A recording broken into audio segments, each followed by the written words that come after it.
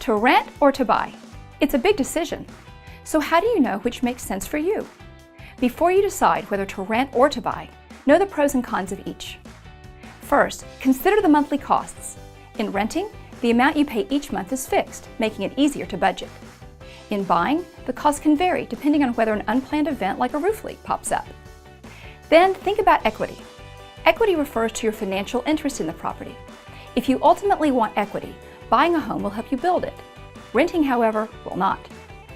What about mobility, being able to move?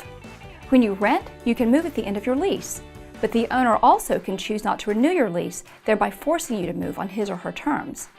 By contrast, buying lets you live in a home as long as you want because it's yours. However, if you decide to sell, there's no guarantee you'll find a buyer or renter, or that you'll recoup your investment. Home values do tend to trend upward over time, though.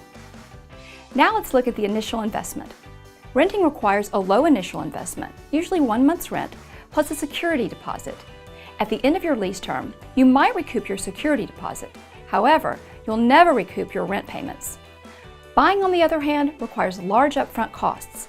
Earnest money, numerous fees, and a down payment sometimes up to 20% are just a few of the costs you can expect to pay. However, your monthly payments help you build equity in your home.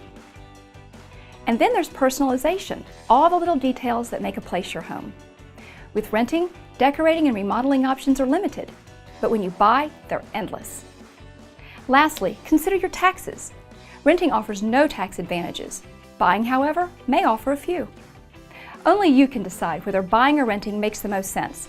But if you know the pros and cons, and if you talk to a real estate professional or an attorney before you make a decision, you'll find it easier to determine the path that's right for you.